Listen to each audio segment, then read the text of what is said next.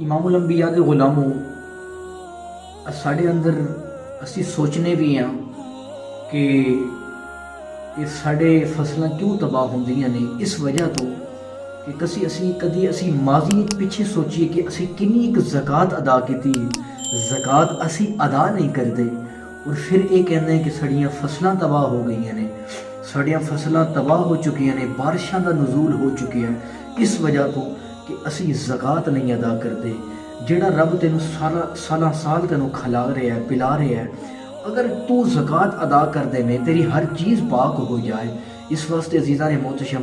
فصلاں جدوں تیار ہو جاندیاں، بارشاں آ جاندیاں نے،